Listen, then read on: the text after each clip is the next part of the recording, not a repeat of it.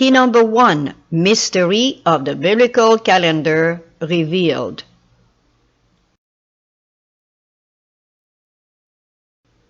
Key number 1 has been researched and produced by 144,000teachers.org. For seminars, conferences, enrollment, please contact us at 144,000teachers@gmail.com, or for further studies, visit our website at www.144,000teachers.org.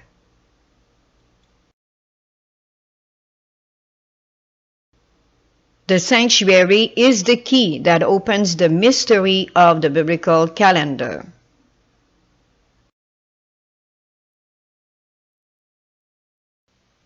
Exodus chapter 25 verse 8, "And let them make me a sanctuary, that I may dwell among them." Psalm chapter 77 verse 13, "Thy way, O God, is in the sanctuary. Who is so great a God as our God?" The sanctuary is indeed the most complete, connected, and harmonious system of truth of the whole Bible. In the sanctuary, the calendar is revealed.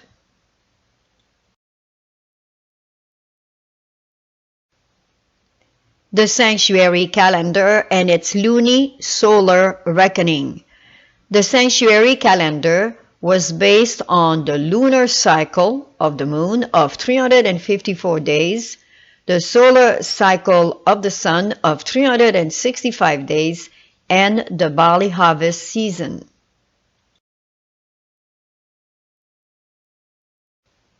The new year was based on the new moon horn crescent and ripened barley. In the sanctuary, the new year always started with the new moon horn crescent or new month in the spring, combined with the barley being ripened in April, Gregorian Reckoning.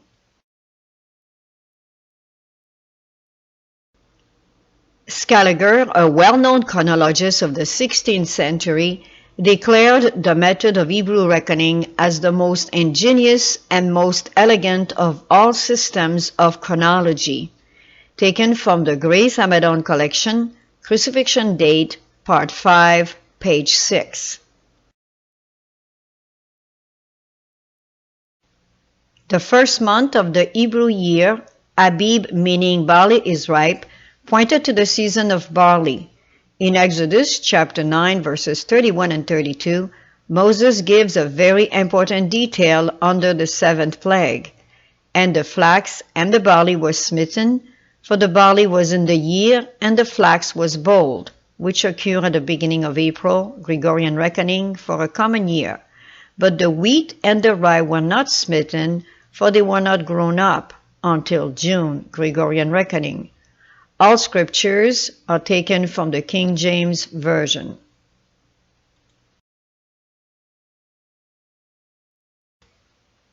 The Hebrew calendar regulation. The month was regulated by the moon, the year by the sun and solar season. According to Sidusky, who wrote, "The aim of the Mosaic command was to regulate the months according to the course of the moon, and the whole year in accordance with the course of the sun, by assigning as a starting point the lunar month coinciding with the beginning of a determined solar season." Sidusky, Chronology of the Jews, page 615. That solar season was the barley, luni-solar barley harvest calendar. That determined solar season was still the barley harvest in the time of Christ. Taken from the Grace Amadon collection, Crucifixion Date, Part 5, page 7.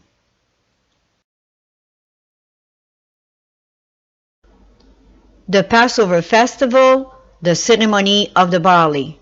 The ceremony of the barley was the divine rule by which the position of the month Abib was located.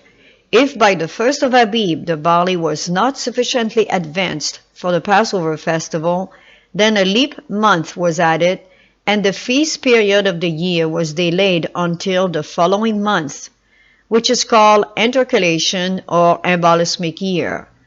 This is taken from the Grace Amadon collection, Crucifixion Date, Part 5, page 8.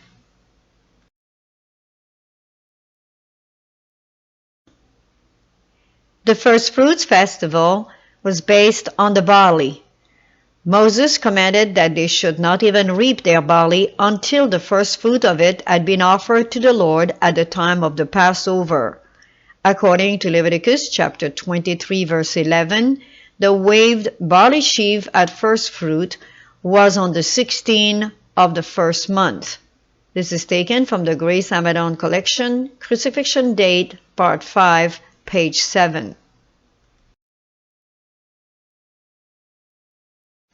The control of the year, the barley harvest rule. By this rule, barley harvest, we know that the Abib Paschal moon could not come until the rains were over and the barley ripe. In Palestine, March is the month of the latter rain, and that barley ripens in April, Gregorian Reckoning.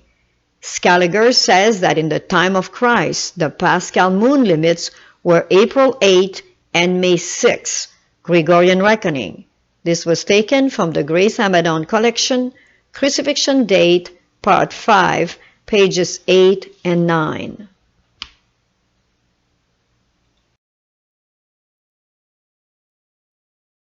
The sanctuary calendar and its appointed times or feast, as found in the book of Leviticus chapter 23 and the book of Numbers chapters 28 and 29. The first of these feasts is the Feast of Passover, celebrated on the 14th of the first month, the month of Abib. The second one, unleavened bread, celebrated from the 15th to the 21st of the first month.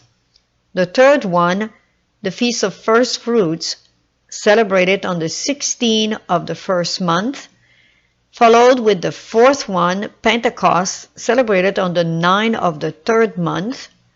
The fifth one, Trumpets, celebrated on the 1st of the seventh month. The sixth one, the Day of Atonement, celebrated on the 10th of the seventh month.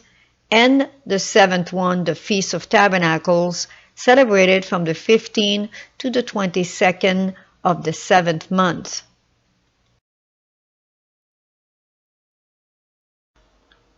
The Feast of the Sanctuary, based on the lunisolar barley harvest Mosaic law calendaration, must meet these three conditions. The first one, the ending of the latter rain.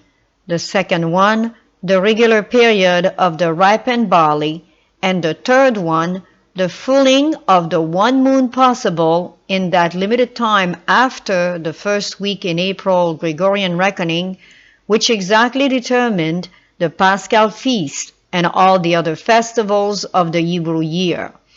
The results were dependable and specific. This applies for the common year, as we have seen earlier. If the barley was not ripened, one more month was added in order to celebrate the festival at the right time. This was taken from the Grace Amadon Collection, Crucifixion Date, Part 5, page 21.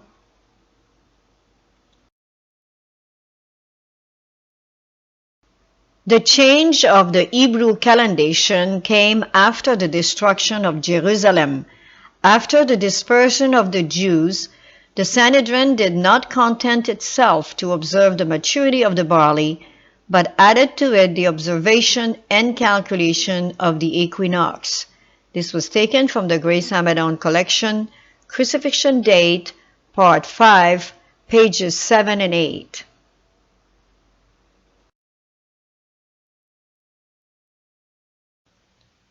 Christ observed the lunisolar barley harvest calendar of the sanctuary. Because Christ is the fulfillment of the sanctuary and all the appointed times according to the lunisolar barley harvest Mosaic law calendaration. See key number 2 now, Christ in the sanctuary.